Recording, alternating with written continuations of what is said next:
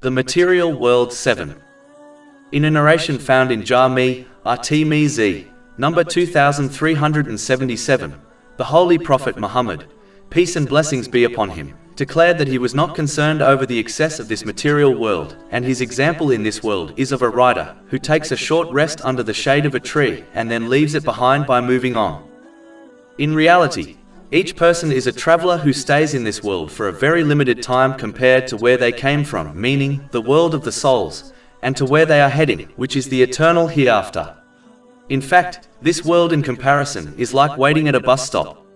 In this narration, this world has been compared to a shadow. This is because a shadow does not last long and fades away quickly without people even taking notice, which is exactly how a person's days and nights pass away. The Holy Prophet Muhammad, peace and blessings be upon him, did not mention a traveler's inn or a hotel, as these are solid structures which indicate permanence. A fading shadow better describes this material world. This is because no matter how old a person is, they always admit that their life flashed by and felt like a moment. Chapter 79 An-Nazi'at, verse 46. It will be, on the day they see it, Judgment Day, as though they had not remained in the world, except for an afternoon or a morning thereof. The Holy Prophet Muhammad, peace and blessings be upon him, indicated a rider, not someone walking, as the one who is walking would rest more under the shade of the tree than a rider. This further indicates the limited time people spend in this world.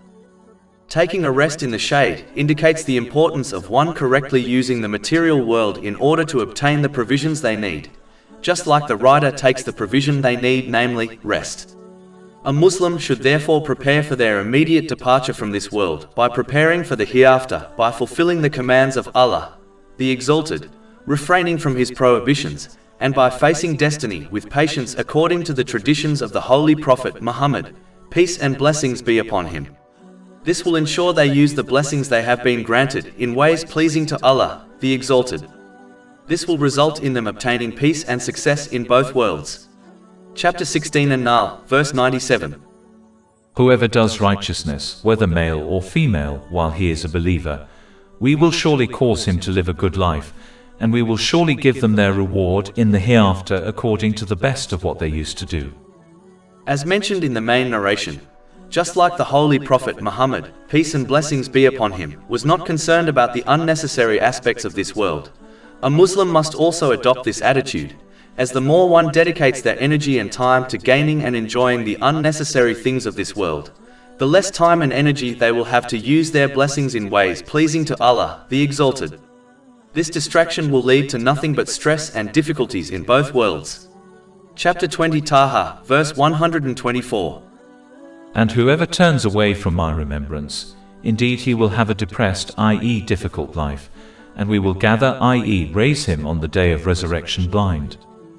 One should note that this discussion does not mean one should abandon this world, as this narration clearly indicates one should make use of the material world in order to prepare for the hereafter. The rider takes a rest, and Muslims must gather the things which will benefit them in the hereafter, instead of dedicating their efforts and time to unnecessary things which will leave them empty-handed on Judgment Day. Chapter 89 Al-Fahar, verses 23 to 24. And brought within view that day is hell, that day man will remember but how, i.e. what good to him will be the remembrance. He will say, oh, I wish I'd sent ahead some good for my life. Over 400 free ebooks, audiobooks, infographics, podcasts and blogs available on our website, www.shakepod.com.